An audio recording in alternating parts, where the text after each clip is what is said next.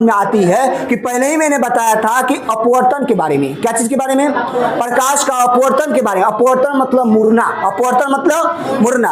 आपको पता है कि जब प्रकाश की किरणें अलग अलग पारदर्शी माध्यम से होकर गुजरती है तो वह अपने रास्ते से भटक जाती है, अपने रास्ते से यानी मुड़ जाती है। सीधा जाने के चाहिए, जिस रास्ते से हमें जाना चाहिए, जिस डायरेक्शन में जाना चाहिए उस डायरेक्शन से कहा जाती है मुड़ जाती है। इसी को अपवर्तन कहते हैं। तो सेम यही चीज है वायुमंडलीय अपवर्तन।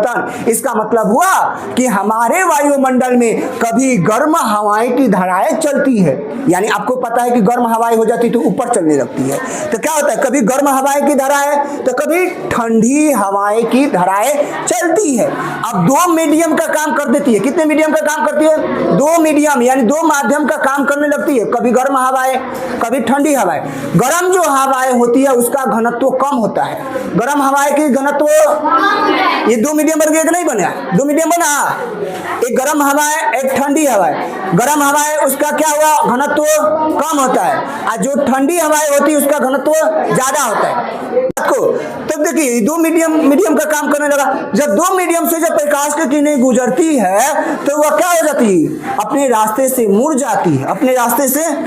इसी को वायुमंडलीय अपवर्तन कहते हैं। वायुमंडलीय अपवर्तन से समझ गए?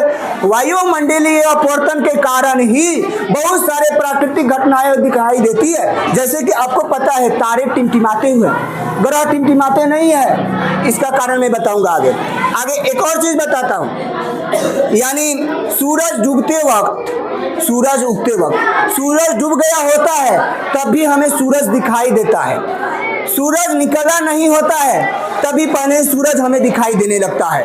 यह भी वायुमंडलीय अपवर्तन के कारण ही होता है। समझ बात?